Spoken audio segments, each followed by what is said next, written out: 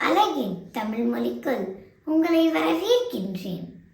ஒரு நபர் அடுத்தவங்களை பழி போடுறதோ இல்லை அவங்கள பற்றி நம்பிக்கை இல்லாத வார்த்தைகளை சொல்கிறதோ அப்படி இருந்தாங்கன்னா அதை சொல்கிற அந்த நபர்கிட்ட அந்த குணாதிசயங்கள் இருக்கிறதுக்கான வாய்ப்பு நிறைய இருக்குது. அதை பற்றின ஒரு கதையை பார்க்கலாமா?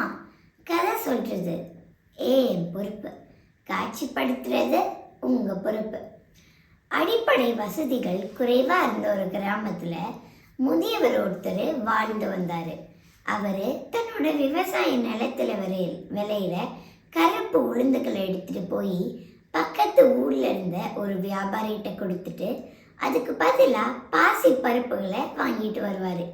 இப்படியே அவர் தினமும் செஞ்சிட்டு இருக்கிறதுல ஒரு நாள் அந்த வியாபாரி முதியவரோட வீட்டுக்கு வந்து, ஐயா, நான் உங்களை நம்பி தானே வியாபாரம் செஞ்சேன், எதுக்கு இப்படி என்னை மோசம் பண்ணீங்க? உங்களுக்கு எப்படி என்னை ஏமாற்றணும்னு மனசு வந்துச்சு, ஏன் என்னை ஏமாத்துனீங்க அப்படின்னு அடுக்கடுக்காக கேள்விகள் கேட்டுகிட்டே போனார். கண்ணா பின்னான்னு கத்திட்டு இருந்தார். அப்போது அந்த முதியவர், தம்பி என்னாச்சுன்னு பொறுமையாக கொஞ்சம் சொல்லுங்கப்பா அப்படின்னு சொன்னதும் அவர் எல்லாத்தையும் பொறுமையாக ஊர் தலைவர் முன்னாடி பேசிக்கலாம் அப்படின்னு சொல்லி அவரை ஊர் தலைவர்கிட்ட கூட்டிகிட்டு போயிட்டாரு. ஊர் தலைவர், ஐயா, அவர் உங்கள் மேலே நம்பிக்கை வச்சு தானே வியாபாரம் பார்த்தாரு, நீங்கள் எதுக்கு அவரை எப்படி ஏமாத்துனீங்க அப்படின்னு கேட்டதும் அந்த முதியவர், ஐயா, எனக்கு எதுவுமே தெரியாது, நான் இவர்கிட்டையும் கேட்டேன், இவரும் பதில் சொல்லலை, இப்போ நீங்களும் இப்படி பதில் சொல்லாமல் கேட்டிங்கன்னா எனக்கு ஒன்றுமே புரியலை அப்படின்னு சொன்னதும் அந்த ஊர் தலைவர் சொன்னாராம், முதியவரே, நீங்கள் தினமும் இவருக்கு 20 கிலோன்னு சொல்லி கொடுத்துட்டு போகிற உளுந்த பருப்பை அவர் தற்செயலாக இன்னைக்கு எடை போட்டு பார்த்துருக்காரு. ஆனால் அதில் வெறும் 17 கிலோ தான் இருந்திருக்கு. அப்போது நீங்கள் அவரை எத்தனை நாளாக ஏமாற்றிருக்கீங்க அப்படின்ட்டு அவர் யோசிச்சு ரொம்ப வருத்தப்படுறாரு. இதை கேட்டு அதிர்ச்சி அடைஞ்ச அந்த முதியவர் அந்த வியாபாரியே பார்த்தாரு. அதுக்கப்புறம் ஊர் மக்களையும் சுற்றி பார்த்துட்டு தலையை குனிஞ்சு மௌனமாயிட்டாரு. அதுக்கப்புறம் அந்த வியாபாரி சொன்னார், பார்த்தீங்களா உண்மையை ஒத்துக்கிட்டாரு, அதான் மௌனமாயிட்டாரு அப்படின்னு சொன்னதும் அந்த ஊர் பெரியவர் சொல்கிறாரு, ஐயா, இப்போ நீங்கள் ஏதாவது பேசுனாதான் என்னால் தீர்ப்பு வழங்க முடியும்.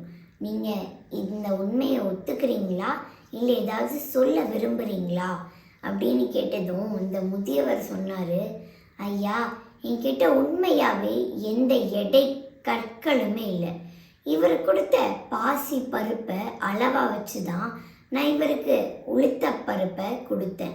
இப்போது உண்மையிலேயே ஏமாற்றப்பட்டவர் யார் அப்படின்னு உங்களுக்கே புரிஞ்சிருக்கும் அப்படின்னு அந்த முதியவர் சொன்னதும் அந்த வியாபாரி அப்படியே தலையை குனிஞ்சுக்கிட்டு மௌனமாக எதுவுமே பேசாமல் நின்றுக்கிட்டாரு. என்னடா வழக்கு இந்த பக்கம் திரும்பிடுச்சு அப்படின்னு சொன்ன ஊர் பெரியவர் தன்னோட ஆளுங்களை முதியவரோட வீட்டுக்கு அனுப்பி அவரோட பருப்புகளை எடுத்துகிட்டு வர சொல்லி அதை சோதிச்சு பார்த்ததுல முதியவர் மேலே இருந்த நியாயமும் இத்தனை காலமாக ஏமாற்றிட்டு இருந்தது வியாபாரி தானும் அங்கே நிரூபிக்கப்பட்டதும் அந்த ஊர் தலைவர் முதியவர்கிட்ட, ஐயா, இவருக்கான தக்க தண்டனையை நீங்களே கொடுங்க அப்படின்னு சொன்னதும் அந்த முதியவர் சொல்கிறாரு, இன்னைக்கு இவர் ஊர் மக்கள் எல்லாரையும் கூப்பிட்டு என் மேலே வழக்கு தொடுத்தாரு. ஆனால் இப்போ இவர் தான் ஏமாத்தினாருன்னு தெரிஞ்சதும் இவரை பார்க்குற எல்லா மக்களும் இனிமே இவர் தான் ஏமாத்தினாருன்றது தான் அவங்களுக்கு முதல்ல ஞாபகம் வரும். அதை விட பெரிய தண்டனையாக இவருக்கு வேற என்ன வேணும் அப்படின்னு சொல்லிட்டு அந்த முதியவர் பெருந்தன்மையோடு போயிட்டாரு. இன்னைக்கு ஒரு நபர் அவருடைய குணாதிசயங்கள் பழக்க வழக்கங்களை கொண்டு இவங்களும் நம்மளை மாதிரி தான் இருப்பாங்க அப்படின்னு முடிவு செஞ்சு அவங்கள எடை போட்டு பார்க்குறவங்களோட எண்ணிக்கை அதிகமாயிடுச்சு இந்த காலகட்டத்தில்.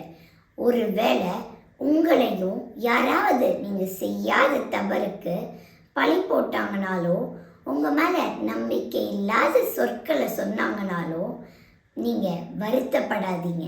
அவங்களோட ஆள் மனசில் அந்த மாதிரி ஒரு எண்ணம் புதஞ்சிருக்கான்னு பார்த்து அதை சரி செய்ய முயற்சி செய்யுங்க. நித்தம் நித்தம் புதுமை செய்வோம்.